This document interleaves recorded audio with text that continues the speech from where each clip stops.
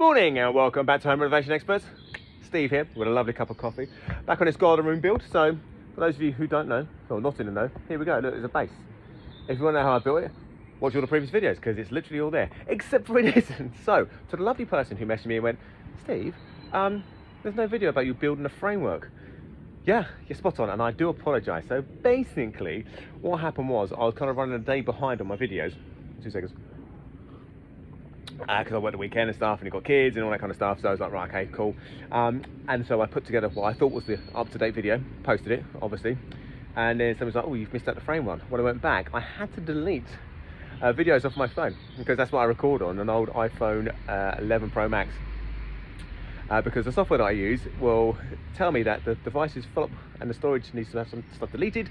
And in fact, it doesn't. There's loads of storage, but it's just the software's a bit buggered. So I ended up having to delete stuff. And unfortunately, that was a framework. So in a quick essence, basically the outside framework of this across all the edges is 4x3. And the internals, like the underneath here, is 4x2, which makes up your joist.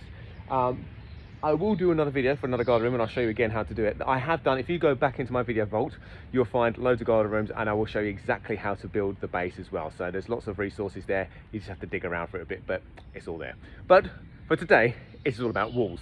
Yes, that's right. We're ready to do this. So what I've done is, you're going, why the hell's that bit of wood on the floor like that? And why is that bit secured? Because look, it is actually secured. Now, I'm gonna do a bit of gang cutting, okay? I've already done some here, because I did that just before I left the other day, because I had a bit of time. I was like, I won't do another video, I'll do it all a bit later. But there's some ready to rock and roll. So that's for the back wall. This is going to be the base where I do this. So I saw this myself on YouTube. The Americans do this a lot. It's fantastic. Basically, as opposed to like marking and measuring one piece of wood at a time and then taking it down to your chop saw or whatever, do it with a circular saw. Basically, you square off this bit and you do it like that. So I'm going to quickly down this and then I shall show you exactly how to gang cut wood, which makes life a lot quicker. But before I get to that bit, one thing that people are probably asking, because why wouldn't you? Because it's worth asking, is how am I actually going to cut normal bits of wood anyway? So obviously I've got my base plate is going to go across here, so I've just marked it up. How do I do my cuts? Because look, there's no big chop saw set up, and I have got a beautiful DeWalt one. No, sorry, Makita actually, battery operated. It's flipping beautiful and very nice. It takes up a bit of space to use it. Also, it would mean I have to measure here, take it all the way down here, put it onto the thing, cut it, bring it back up. Very labour intensive. So what I've decided to do a lot of now is basically, I'll pencil mark where I need my cut. I'll obviously put that on there. I'll then get my pencil with one hand, mark the line.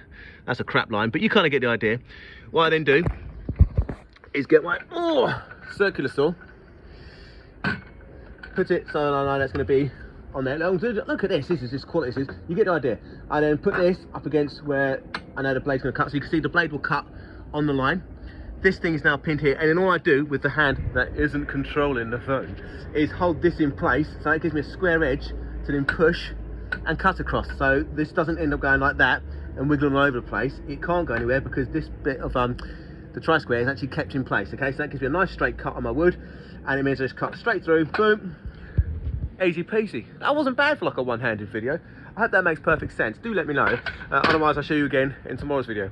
Well, I know I set up a tripod and stuff, but it's a bit of a faff, but I can do it, obviously. So that's how I do the straight cuts on these. So I'm going to cut this now. Right, so I will get down to the gang cut. I promise you I'll get to that, okay? But I've already pre-cut some of these like yesterday, whatever day, Tuesday. So what I'm doing now is I'm getting this ready. So what I'm calculating is that before I just kind of take this timber and put a stud on the end, and then put them every 400, because you want to space every 400. I'm planning for the future to make my life a little bit easier. So inside this bit, which is going to be a separate section about 1 meter wide, this is going to be like a storage area and all that kind of stuff. So I'm not plasterboarding and plastering this area. It's just going to be OSB boards, okay? Now, for some reason, which somebody could probably tell me because I've never actually bothered to look into it, OSB boards and that kind of stuff is not just 2.4 by 1.2 meters, it's 1.22. I don't know, that point extra 2. But it basically meant if I space these every 400, there'll be a point where it would sort of not end up being in the center of a stud. It would be overlapping it, which is, I mean, it's fine and dandy, but it's just a pain in the arse. So again, future planning, I can sort of account for that now and space my timbers so it will carry the board perfectly. So what I've done is, this is obviously going to be this edge of the wall, which you can obviously see. This is just going to come off it. It's just going to be the back wall, so it's going to be the base plate. I know there's going to be 18 mil on this wall here internally, so I've marked 18 mil to there, which then means from that point, my vertical stud, my first one internally, will go through the center of that, as you can see. Okay, so what I then done was measured from there, and I did 4, 8, 12, but I've added on an extra 20 mil as well. So this one is slightly wider. The space between this one and this one is a tiny bit bigger, but I now know that once this wall is erected, I can put one full board in that section, and it'll go from that very corner off of the other OSB board going in this direction, will fit there beautifully, and that'll carry straight through the centre of it. So once that's fit, I will still have half a vertical joist, which will then carry and start the next one. So from there, I then measured off again 4, 8, 12, but again I've added 20 mil, so this space is slightly bigger, which then means the next board coming across, vertically running up, I will be straight through the centre of that board, and obviously this one doesn't matter because it'll go into the end of the wall. Jobs are good.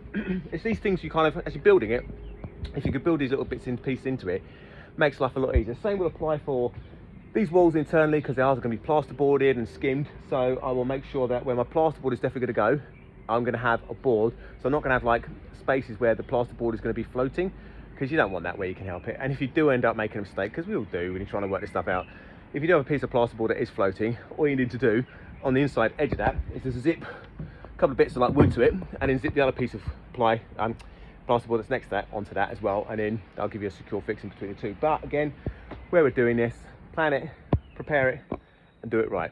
So that's basically it. I'll be back in a second to show you how I build this actual wall now. Right, how to actually erect the wall and build it. It's really quite simple, and this will make your life a lot easier if you've not done this kind of stuff before. So those little tiny marks that I showed you just then, you can see I've just brought them around the corner onto the face of the wood. I've also marked this one, so this is the bottom front base plate. Okay, so I want to make sure that's definitely facing the bottom, because if I twist this or turn it or kind of move it around and I build it, and it turns out the positions are incorrect for my OSB, and I'll be like, oh, I put it in the wrong space. So what you do is you mark your little lines to the front of it, get yourself a tri-square, place it onto said mark, and then pencil through it. Again, this is all one-handed, I'll do it better in a second, but you kind of get the idea. So pencil through like that, zoom, you can just about see that. I will do that for all those little baby marks. When I then separate these two bits and pull this bit down there somewhere, I then put my vertical joist stud in, and then that will line up everything. So the reason you do this is that you then know exactly that your vertical joists are going to be in exactly the right position. They're going to meet up beautifully, and it just saves you trying to guess where they're going to go and stuff like that. So again, I'm going to get this marked up and I'll show you a bit more. So I've got my marks. What I've done is pulled the base plate away from the top plate, which is now here, and then all I have to do, obviously there's more here, I can't float it in the middle of the word, so because it's over there, so that's fine, I'll just add that one in a minute. But you can see roughly in line with the mark there. Same for the top, same for that one, same for that one, same for that one, same for that one, all the way through. Like you can see. You can see down here, we've got the double joint where basically the far end is obviously going to be the main support, and then this one's going to be the carrier that we're just talking about, which will carry the OSB, which will be perfect.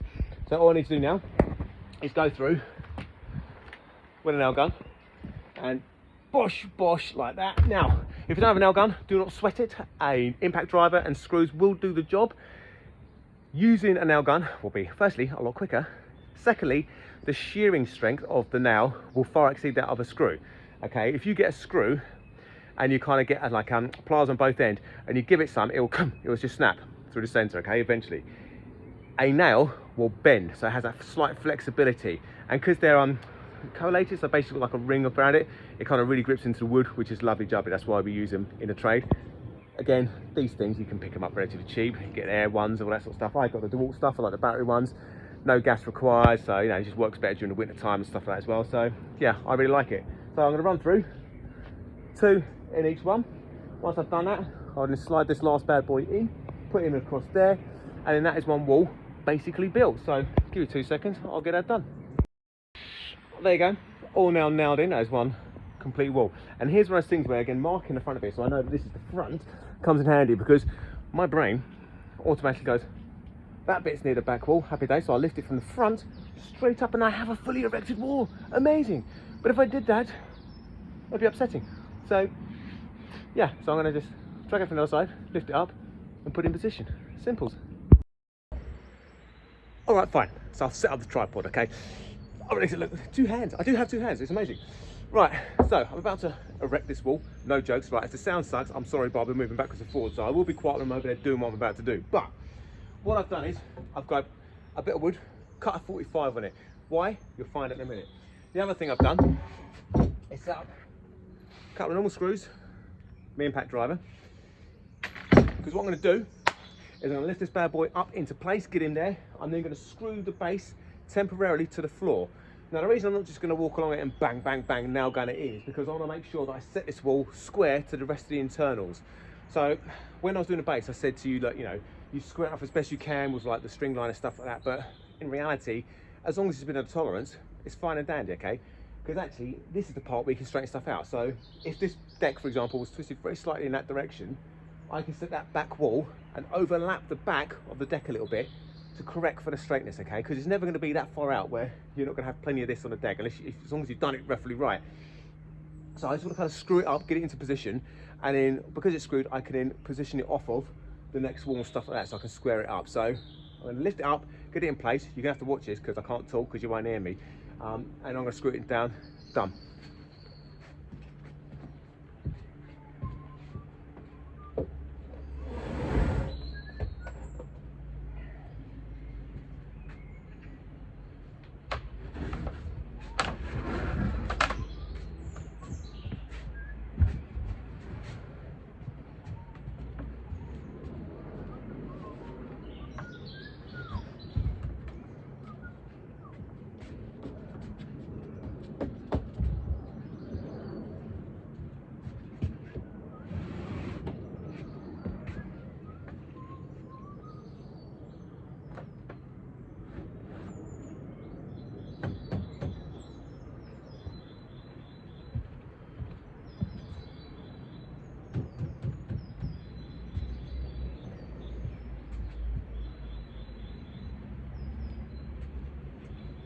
There you go, roughly up, and roughly level the back. I cut these screws in.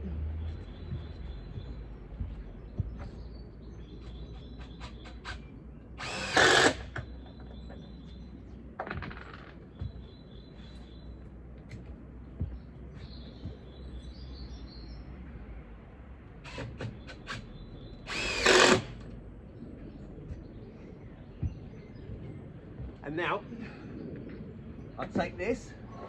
Because you've got the angle, you can see, fits the floor nicely. And I'll screw that just to hold this one up.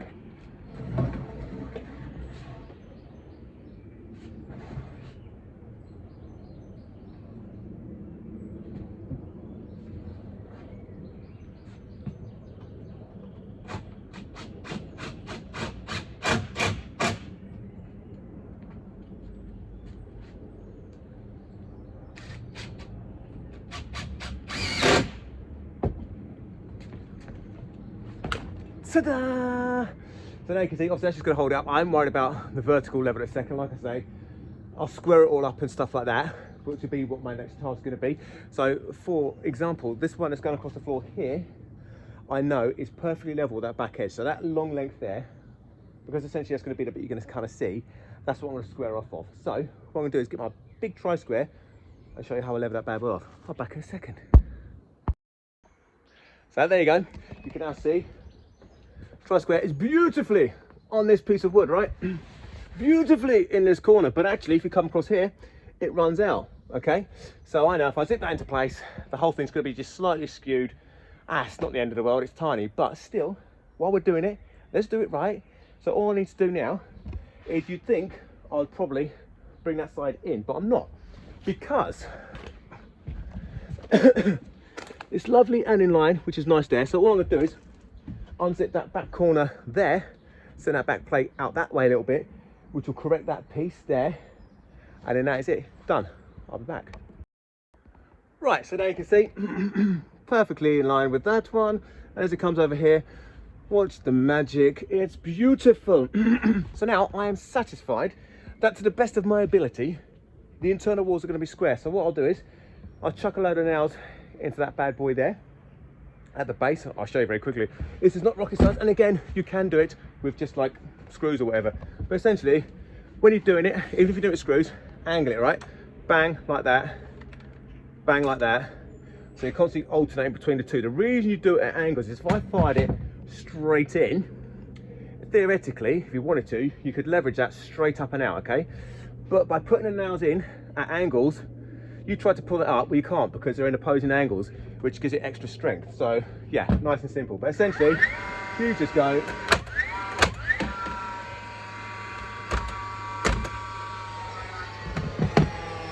what you need to do is they just get a bit jammed, not jammed, just reload it like that. Done. So I'll do that across the whole leg. So 2 in that angle, 2 in that angle, 2 in that angle, 2 in that angle, you get the idea. Put some more nails in that. Oh, before I forget as well, this is 5x2 wood, which is great. The reason I do that is because you really want the strength, because obviously it's the back wall, it's the front wall that are taking the loads of the roof.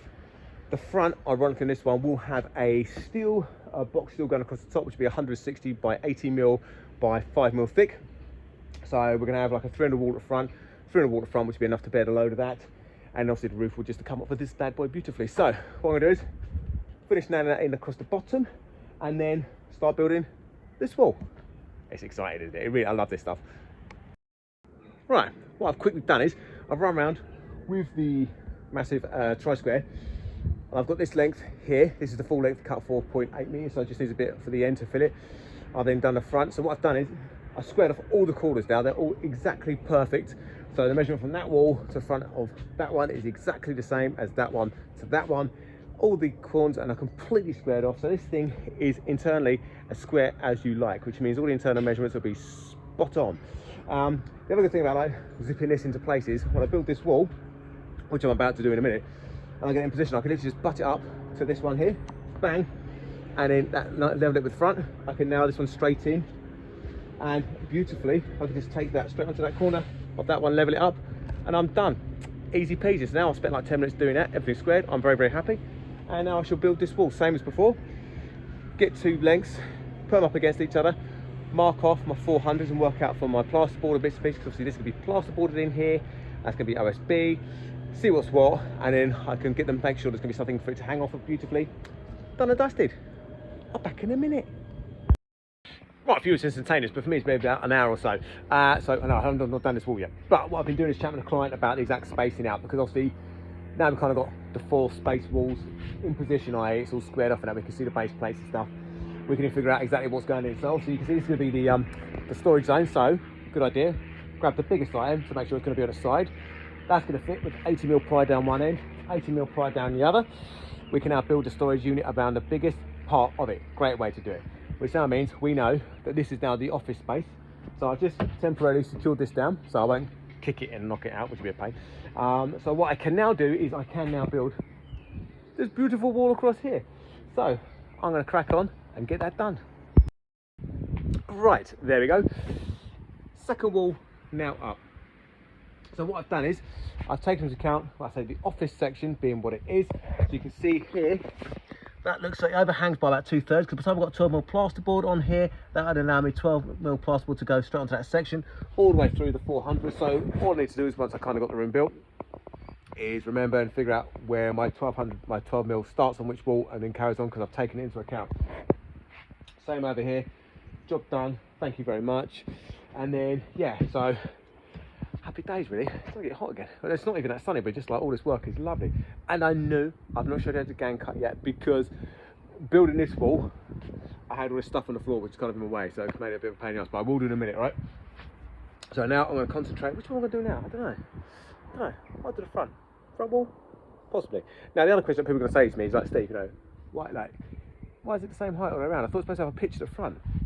Very observant. So the front wall will be taller than the 2 side walls, right? So that'll be up whatever it needs to be, taking into account the steel as well.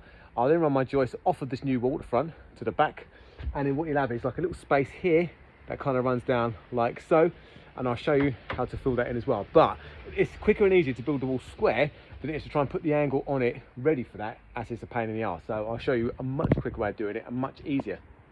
Keep watching. Right, so we're at the point where, that's good. So literally we now have 3 walls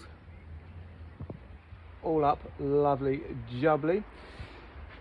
Chuck that bit of timber just across to kind of pin the front walls together temporarily so it still gets here. Aperture for the doorway, which is all measured up and beautiful, so this will take exactly, I think there's like 5-6 mil either side to get the frame in, leveled up and all that kind of stuff. Loads of wood on the head. So what I've done is I've actually taken up one extra course than I planned to, just because once I kind of got my final measurements off the floor and it's actually there, I'm like, you know, we can take up that little bit extra, which will peak us out just under 2.5 meters. We're leaving about sort of 30 mil, give or take. So perfect, but that just gives us a bit more headroom in here, which is always good. So really tough. So what I'm gonna do now is gang cutting. Yeah, I know, I've got some disappointing news. I think I'll get to show what it is.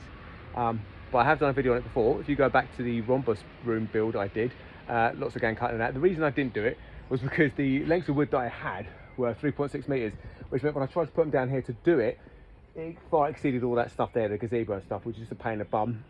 Where I've put this bit of wood down ready for to measure that wall as well. It's just stuff was in the way, it just made it more difficult. So I basically just chucked them straight on the deck, put some bits of timber underneath them, marked it off, and just like I did to show you earlier, tri-square, circular saw, and just had at it, which is still really, really quick. So yeah, very, very happy. So yeah, I'm gonna stop, have a little bit of break, and I'll crack on again. Right, front wall time. Well, technically 2 front walls, so we're gonna have 2 here. It's gonna be 600 mil here, 600 here. Now obviously these 2 along with a little bit of these side walls is going to be one that supports the steel, so you want to make sure it's doubly strong. Obviously these ones are strong because it runs the whole thing, but where you're going to have the doorway in there, what I'm going to do is, so I've got my wood cut, so all I'm going to do is just double them up. So instead of having a singular joist like this, one little stud there, it's going to be 2 stuck together, well sort of nailed together. Okay, so it's going to be double the thing. So you're going to need 2 pieces of wood for the end here, 2 for the center, and 2 for the center. Because it's 600, there'll be a support in the middle, which will be at 300. But because it's all doubled up, that'll be lovely jubbly. That'll be plenty of support for the thing. Like I say, both sides, happy days. So I've already marked off here, like the 600 mark on this bit of wood. Now, what some people do is all chop the wood, do the bits, knock up 2 singular pieces of wall. So you knock up 1 600, 1 600. Now the arsehole that is, what happens is then, what you want to make sure is that when you kind of got the front wall built, and you put your doorway in, if this wall here is sort of slightly off center like that, twisted very slightly, and that one's doing the same in a different direction, when you come to put your walls, your doorway in, it's a bit of a pain in the arse. So what you're supposed to do is, like, you build your 6 on the wall, run a line, string line from the front of this, literally level with it, all the way to the other side, and you can literally maneuver the wall this way or that way until it's just touching it, you know it's level. Or you could do it my way, which is basically keep the bloody whole thing intact, right? So that's the base plate. The top plate is over there. So what I'll do is, I'll do it the same as a normal bloody wall. So I'll put 10 on the side, nail in, double joist, double one, double one, double one, double one, double one, get it fit, get it secured to that wall, get it secured to this wall, and then I know it runs level because it's one bloody wall. All I need to do then is chop out this piece of wood. So if the aperture for the doorway is going to be there, get a saw, chop that bit, go over here, chop that bit, remove this piece of wood, and it's done. Simple, isn't it, really? So, right, I'm going to do that now because I've explained it, and you're going, I want to see it. So I will show you. Right, there you go, see? 2 600 walls in one piece. I know that it's all perfectly aligned at the bottom because there's still that one bit there. All I do tomorrow is grab my handsaw, chop this bit out, kick that to the curb, same for the top, and then that is it. Got it. Well, that is, I'm fucking knackered. Well, that is not a bad old day's graft, that. 4 walls, no waiting. Yeah, I've got an internal one to do, which is fine. I won't do that straight away though, because it'll kind of be in my way, trying to get materials in, because of like, trying to get around here and up this bit, it's gonna be a pain. So what I'm gonna do is not build this internal wall straight away. So I'll still get my plasterboard, my insulation and all that kind of stuff, make my life a little bit easier. So anyway, that's it for me today. Don't forget to like, subscribe, hit the bell icon, ask any questions, tell me like a sweaty mess, whatever it takes. And thank you very much for viewing. I'll see you tomorrow.